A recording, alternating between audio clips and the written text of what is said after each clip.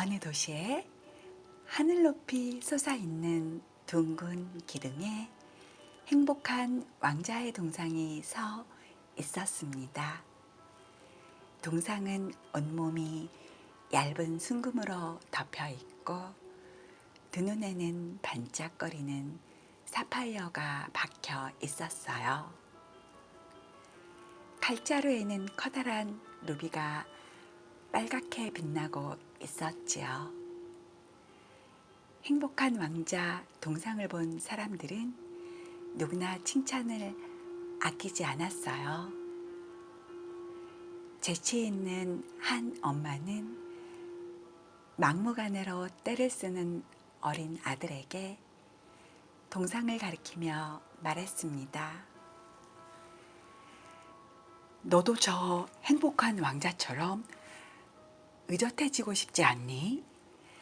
행복한 왕자님은 결코 졸으며 울지 않는단다. 슬픔에 빠진 어떤 젊은이는 동상을 바라보며 중얼거렸어요. 이 세상에 저렇게 행복해 보이는 사람이 있다는 건 정말 다행스러운 일이야. 주황색 망토에다 하얀 놀이복을 입은 고아원 아이들은 성당에서 나오며 이렇게 말했지요. 왕자님은 꼭 천사 같아. 아이들의 말에 수학 선생님이 물었어요. 너희들은 천사를 본 적도 없을 텐데 그걸 어떻게 알지? 그러자 아이들이 대답했어요. 아니에요. 우린 받는걸요. 꿈속에서요. 그러자 선생님은 이 말을 찡그렸어요. 선생님은 아이들이 환상을 갖는 걸 그다지 좋아하지 않는 사람이었어요.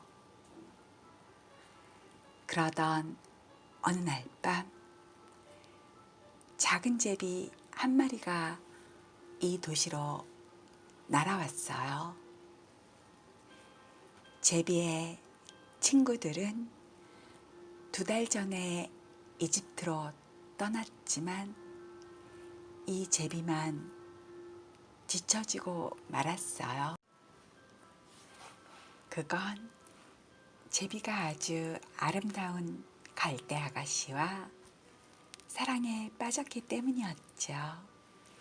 이른 봄날이었어요. 제비는 크고 노란 나방을 쫓아 강가로 날아갔다가 갈대 아가씨를 보고는 그 날씬한 몸매에 반해서 말을 붙였습니다. 당신을 사랑해도 될까요? 제비가 자신의 마음을 솔직하게 내보이자 갈대 아가씨는 고개를 살며시 끄덕였어요. 제비는 날개로 물을 차고 올라 은빛 물보라를 일으키며 갈대 아가씨의 주위를 빙빙 날아다녔어요. 이렇게 제비는 사랑을 시작했고 여름 내내 그렇게 지냈습니다. 그러자 다른 제비들이 쫑알댔어요. 그건 어리석은 사랑이야. 갈대는 가난하고 줄줄이 딸린 식구가 너무 많아.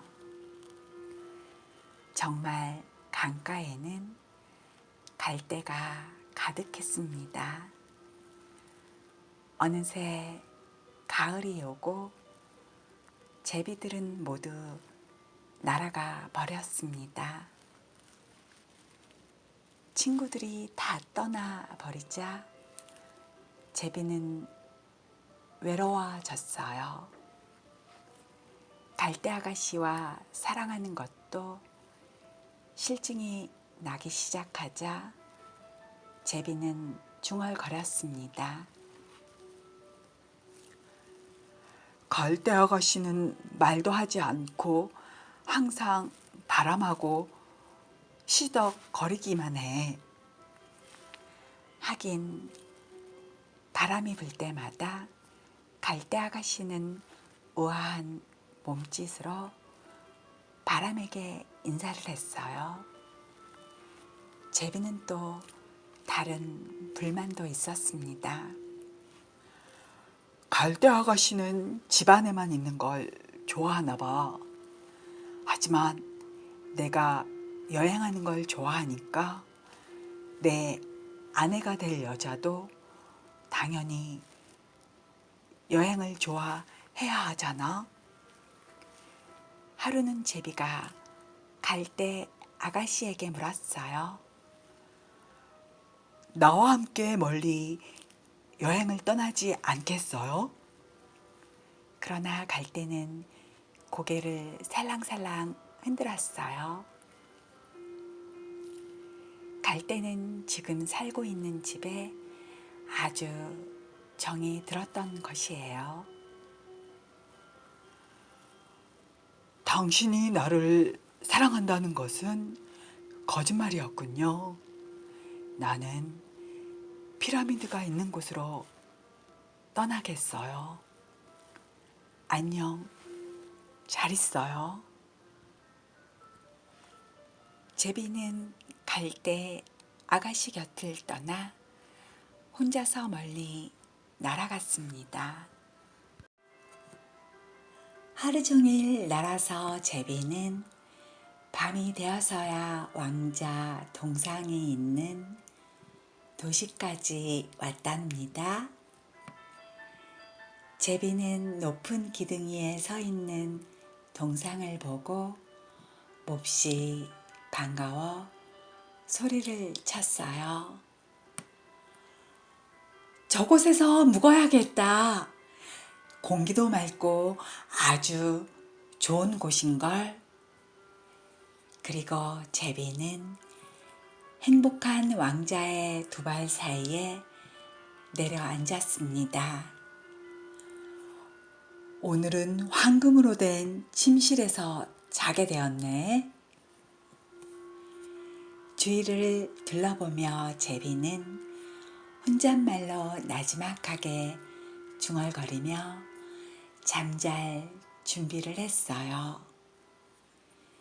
제비가 막 머리를 날개 죽지에 파묻으려 하는데 커다란 물방울이 제비 머리 위에 뚝 떨어졌어요. 제비는 깜짝 놀랐습니다. 이상한 일도 다 있네. 하늘에는 구름 한 점 없고 별도 총총 빛나는데 비가 오다니 말이야. 그때 물방울이 또 떨어졌어요. 제비는 다른 곳으로 날아가려고 날개를 폈어요. 그런데 세 번째 물방울이 또 떨어졌습니다. 제비는 위를 올려다보았어요. 과연 제비가 무엇을 보았을까요? 두 눈에 눈물이 그렁그렁 맺혀 있는 행복한 왕자의 모습이었어요. 왕자의 눈물이 황금빛 두 뺨을 타고 흘러내렸습니다. 달빛에 비친 아름다운 왕자의 얼굴을 보자 제비는 왠지 가슴이 아파왔어요. 당신은 누구세요? 사람들은 나를 행복한 왕자라고 부른단다. 행복한 왕자라면서 왜 눈물을 흘리고 있어요? 당신 때문에 제 몸이 다 젖었잖아요. 왕자는 제비에게 이야기를 하기 시작했어요. 내가 살아서 인간의 심장을 갖고 있었을 땐 눈물이 무엇인지 몰랐단다. 내가 살던 성 스시라는 궁전에서는 부족한 것 없었거든.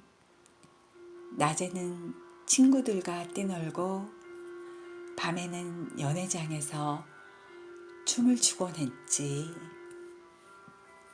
정원 주위에는 높은 담이 둘러쳐져 있었는데 나는 그 너머에 어떤 세상이 있는지 한 번도 생각해 보지 않았어. 내 주위의 모든 것이 참 아름다웠어. 신하들은 나를 행복한 왕자라고 불렀단다. 만약 즐거운 것을 행복이라고 한다면 난 참 행복했다고 말할 수 있어. 나는 그렇게 행복하게 살다가 행복하게 죽었지. 그런데 내가 죽자 사람들은 나를 높은 곳에다 동상으로 만들어 세워놓았어. 이 도시의 온갖 추한 것과 비참한 것이 다 보이는 이곳에 말이야. 비록 내 심장이 납으로 만들어졌지만 이렇게 하염없이 눈물이 나는구나. 어머나, 왕자님의 속은 금이 아니었군. 제비는 속으로 이렇게 생각했지만 그런 말을 크게 할 만큼 예의가 없지는 않았어요.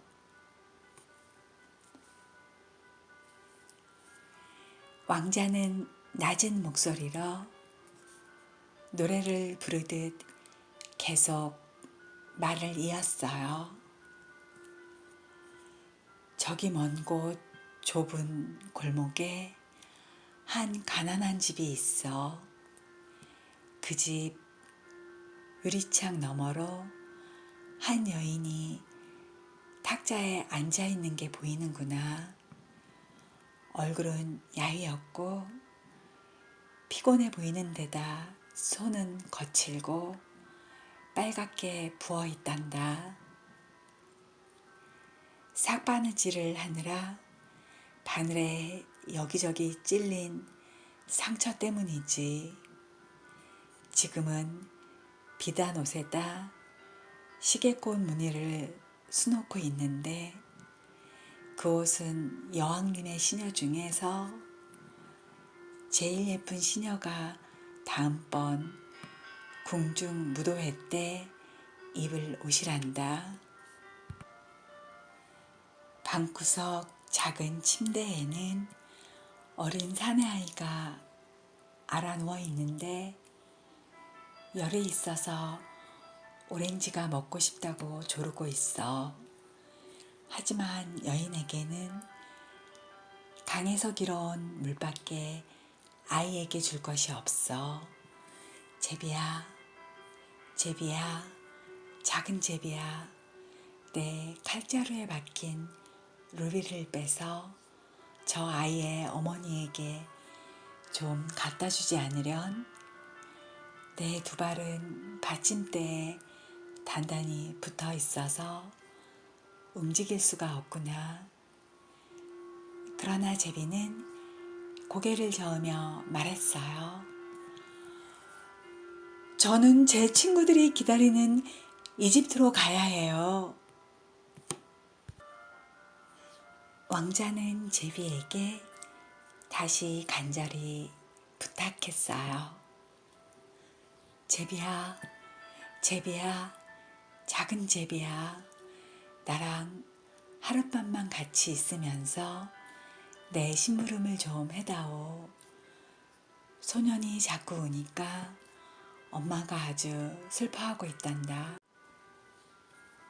제비가 말했어요. 나는 남자아이들이 싫어요. 지난 여름 강가에서 살 때 물방앗간집에 버릇없는 두 아이들이 우리한테 돌을 던졌다고요. 물론 맞지는 않았지만요. 우리 제비들은 날아오는 돌보다 훨씬 빨리 날 수 있으니까요. 하지만 돌을 던지는 건 정말 무례하기 짝이 없는 짓이에요. 그렇지만 행복한 왕자가 너무 슬퍼 보여서 작은 제비는 미안한 생각이 들었어요. 그래서 제비는 말했어요. 여기는 참 춥네요. 하지만 오늘 밤만 왕자님의 심부름을 해드리겠어요. 고맙다, 작은 제비야. 왕자는 매우 기뻐했습니다. 제비는 작은 부리로 왕자의 칼자루에서 루비를 쪼아내어 입에 물고 지붕 위로 날아갔어요. 마침내 가난한 집에 도착한 제비는 방안을 들여다보았어요. 아이는 심한 열에 시달리며 침대 위에서 뒹굴고 있었어요. 아이의 어머니는 너무 피곤한 나머지 술을 놓고 있던 드레스를 붙잡은 채 깊은 잠이 들었답니다. 제비는 방 안으로 살짝 날아들어가 탁자 위에 있는 골무 옆에다 행복한 왕자의 루비를 내려놓았습니다. 그러고 나서 가만히 침대 주위를 날아다니며 날개를 퍼득여 아이의 이마에 부채질을 해주었어요. 아, 시원해라. 병이 나을 것 같네. 아이는 열이 내리면서 달콤한 잠 속으로 빠져들었어요. 제비는 행복한 왕자에게 돌아와 자기가 하고 온 일을 말해주었어요. 이상해요. 날씨는 추운데 아주 따뜻한 느낌이에요. 그러자 왕자가 말했어요. 그건 너가 착한 일을 했기 때문이란다. 제비는 다음날 친구들이 있는 이집트로 가려고 왕자님에게 작별 인사를 했습니다. 왕자님, 이집트로 가는 길에 부탁할 일은 없으신가요? 지금 곧 떠나려고 해요. 제비야, 제비야, 작은 제비야, 하룻밤만 더 나랑 있어주지 않으련? 제비야, 제비야, 작은 제비야. 왕자님은 다시 제비를 불렀어요. 이 도시를 지나 저 멀리 다락방에 한 젊은이가 책상에 기대어 있는데 책상 위에는 종이장이 흩어져 있고 물병에는 시든 제비꽃이 한 다발 꽂혀 있구나. 젊은이의 갈색 머리는 곱슬거리고 입술은 석류처럼 붉고 커다란 눈망울은 마치 꿈을 꾸는 듯하구나. 그는 극장 연출자에게 갖다줄 희곡을 마무리해야 하는데 너무 추워서 더 이상 글을 쓰지 못하고 있단다. 벽난로에는 불씨조차 남아있지 않고 너무 굶어서 정신을 잃은 것 같아. 그럼 하룻밤만 더 왕자님하고 여기 있겠어요. 그 젊은이한테도 왕자님의 루비를 갖다 줄까요? 아니야. 이제 내겐 루비가 없어. 남은 건 사파이어로 된 두 눈뿐이야.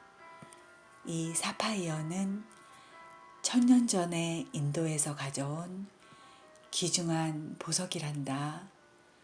2개 중 하나를 빼서 젊은이에게 갖다 주렴. 젊은이가 이걸 보석상에 가져가 팔면 땔감을 살 수 있을 테고, 그럼 희곡도 다 쓸 수 있을 거야. 왕자님, 전 그렇게는 못하겠어요. 제비는 그만 흐느껴 울기 시작했어요. 제비야, 제비야, 작은 제비야, 어서 내 부탁을 들어줘. 왕자가 재촉하자 제비는 하는 수 없이 왕자의 눈을 뽑아내어 다락방을 향해 날아갔어요. 낡은 지붕에는 구멍이 나 있어서 들어가기 쉬웠어요.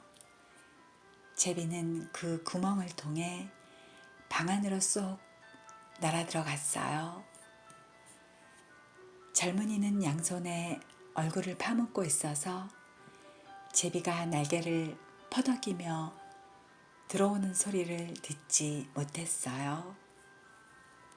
문득 얼굴을 쳐들었을 때 젊은이는 시든 제비꽃 위에 놓인 아름다운 사파이어를 보고 깜짝 놀랐습니다. 이건 누군가가 내 글의 가치를 인정해준 그런 거야. 이 사파이어는 막강한 후원자가 보내준 걸 거야. 이제 대본을 끝낼 수가 있게 되었어. 젊은이는 너무 기뻐서 소리를 쳤어요. 달이 뜨자 제비는 행복한 왕자에게 날아가 말했어요. 왕자님께 작별 인사를 하려고 왔어요. 그러자 왕자는 제비에게 다시 부탁을 했어요. 제비야, 제비야, 작은 제비야, 하룻밤만 더 나오고 있지 않으련? 벌써 겨울이에요.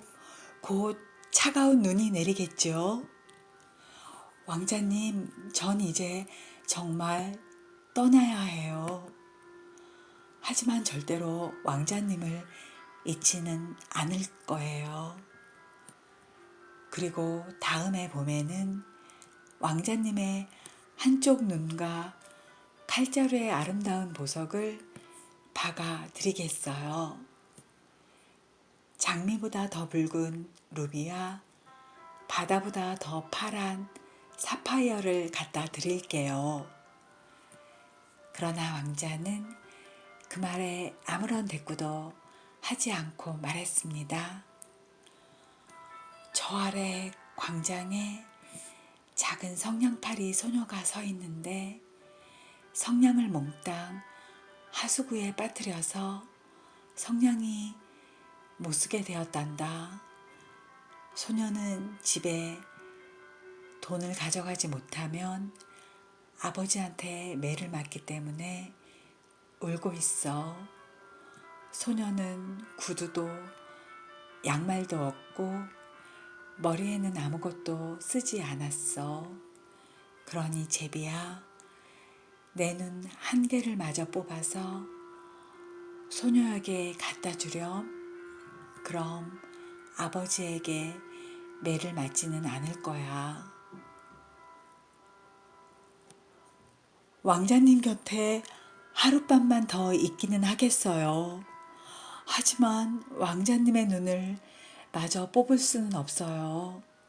그러면 왕자님은 아주 장님이 되어 버리잖아요. 제비야, 제비야, 작은 제비야. 제발 내 부탁을 들어다오. 제비는 하는 수 없이 왕자의 한쪽 눈을 마저 뽑아 쏜살같이 성냥팔이 소녀에게로 날아갔어요. 제비는 소녀 곁을 스치면서 손바닥에 살짝 보석을 떨어뜨려 주었지요. 어머나, 유리알이 예쁘기도 해라. 소녀는 환하게 웃으며 집으로 달려갔어요. 제비는 왕자에게 돌아와 말했어요. 왕자님은 앞을 볼 수가 없게 되었군요. 이제부터는 제가 늘 곁에 있겠어요. 그러자 불쌍한 왕자가 대답했습니다. 안 돼, 작은 제비야. 너는 이제 그만 이집트로 가야지. 아니에요. 전 언제나 왕자님 곁에 있을래요. 제비는 왕자의 발치에서 잠이 들었어요. 잠에서 깬 제비는 행복한 왕자의 어깨에 앉았습니다. 제비야, 제비야, 사랑스러운 작은 제비야. 이 도시를 날아다니다 너가 본 것들을 내게 이야기해 주렴. 그래서 제비는 도시 구석구석을 날아다녔어요. 제비는 부자가 아름다운 집에서 흥겹게 지내는 동안 거지들은 그 집 대문 앞에 앉아 있는 것을 보았어요. 아치 모양의 다리 밑 통로에 어린 사내아이 둘이 너무 추워서 서로 부둥켜 안고 누워있는 것을 보았습니다. 배가 너무 고파. 아이들은 한숨을 쉬며 말했어요. 너희들 여기 누워서 자면 안 된다. 경비원이 소리치는 바람에 아이들은 다리 밑 통로를 빠져나와 빗속을 헤매고 다녔어요. 제비는 왕자한테로 날아가 자기가 본 것을 이야기했어요. 내 몸은 순금으로 덮여 있단다. 금을 한 조각 한 조각 떼어다가 가난한 사람들에게 나누어 주렴. 사람들은 금이 있으면 행복해질 수 있다고 생각하거든. 왕자는 말했습니다. 제비는 왕자의 몸에서 금을 한 조각씩 떼어냈어요. 마침내 행복한 왕자는 아주 보기 싫은 잿빛이 되고 말았습니다. 제비는 금 조각들을 가난한 사람들에게 나누어 주었어요. 그랬더니 창백하던 아이들의 뺨에 장밋빛 생기가 돌았고 사라졌던 웃음도 되찾았습니다. 우리도 이제는 밥을 먹을 수 있게 되었어. 아이들은 이렇게 소리쳤어요. 마침내 도시에 서리가 내리고 추워지더니 곧이어 눈이 왔어요. 거리는 온통 은색으로 환하게 빛났지요. 집집마다 처막 끝에 수정처럼 맑은 고드름이 길게 매달렸어요. 사람들은 털옷을 입고 다니고 아이들은 빨간 모자를 쓰고 얼음판 위에서 스케이트를 탔습니다. 날은 점점 더 추워졌지만 작은 제비는 그래도 왕자 곁을 떠나지 않았어요. 어느새 왕자를 너무나 사랑하게 되었기 때문이었습니다. 제비는 빵가게 주인 모르게 빵 부스러기를 쪼아 먹으며 살았어요. 그리고 몸을 따뜻하게 하려고 자주 날개죽지를 퍼덕거렸어요. 하지만 결국 자기가 죽게 될 것을 알고 있었지요. 제비는 마지막으로 있는 힘을 다해 왕자의 어깨에 날아올랐어요. 사랑하는 왕자님, 안녕히 계세요. 왕자님의 손에 입을 맞춰도 될까요? 제비는 조그만 소리로 말했습니다. 제비야, 작은 제비야, 사랑스러운 나의 제비야. 이제 정말 이집트로 간다니 기쁘구나. 너는 여기 너무 오래 있었어. 내 입술에 입을 맞춰도 좋아. 너를 사랑해. 왕자는 말했어요. 이집트로 가는 게 아니랍니다. 저는 죽음의 집으로 가려고 해요. 죽는다는 건 잠자는 것과 별로 다르지 않을 거예요. 그렇죠? 잠자는 것과 별로 다르지 않을 거예요. 제비는 이렇게 말하고 나서 행복한 왕자의 입술에 입을 맞췄어요. 그러고는 왕자님 발 밑에 툭 떨어져 숨을 거두었습니다.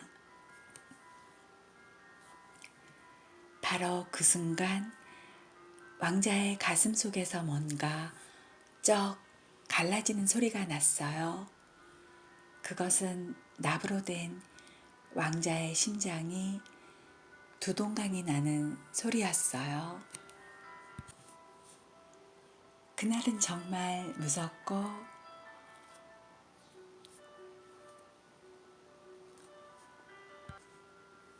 무척이나 추운 날이었습니다. 다음날 아침 일찍 시장은 시의원들과 강장을 지나갔어요. 동상을 바치고 있는 기둥 옆을 지나던 시장은 행복한 왕자의 동상을 올려다보았어요. 아니 저런, 행복한 왕자가 어쩜 저렇게 흉측하게 되었지? 시장의 말이면 무조건 옳다고 아부를 하는 시의원은 보지도 않고 큰 소리로 말했어요. 정말 초라하게 짝이었군요. 칼자루에 박혔던 루비도 없어졌고 눈에 박혔던 사파이어도 없어졌고 온몸의 금도 다 벗겨졌네. 이제 보내 왕자는 거지나 다름없군. 시장의 말에 시의원이 또 맞장구를 쳤어요. 정말 거지보다 나을 게 없습니다요. 시장이 계속 말을 했습니다. 아니 발치에 새가 한 마리 죽어 있지 않나? 이런 곳에 새가 죽어 있으면 안 된다는 법을 만들어 알려야겠네. 그러자 시의회 서기가 그 말을 받아 적었습니다. 결국 사람들은 행복한 왕자의 동상을 끌어내렸지요. 대학의 한 미술 교수는 이렇게 말했습니다. 아름다움을 잃었으니 더 이상 쓸모가 없습니다. 사람들은 왕자의 동상을 용광로에 넣어 녹여버렸어요. 그리고 시장은 녹인 새로 무엇을 할지 결정하려고 의원들을 모아놓고 말했어요. 새로 동상을 하나 만들어 세워야겠는데 제 동상이면 좋겠소. 아닙니다. 제 동상을 세워야죠. 시의원들은 저마다 자기 동상을 만들겠다고 우기다가 결국 싸움이 벌어지고 말았습니다. 참으로 이상한 일이야. 이 깨어진 납심장은 용광로 속에서도 녹질 않아. 그냥 갖다 버려야겠어. 용광로에서 동상을 녹이던 주물공장 공장장은 고개를 갸웃거리며 말했어요. 일꾼들은 죽은 제비가 버려진 쓰레기통 속에다 그 심장도 던져버렸어요. 어느 날 신이 천사를 불러 명을 내렸습니다. 저 도시에 가서 제일 귀중한 것을 2개만 가져오너라. 그러자 천사는 납으로 된 심장과 죽은 제비의 몸을 가져왔어요. 그러자 신이 말씀하셨어요. 오, 똑바로 잘 찾아왔구나. 이 작은 새는 천국의 정원에서 영원히 노래를 부를 것이요. 행복한 왕자는 내 황금의 도시에서 영원히 행복하게 살아가게 될 것이다.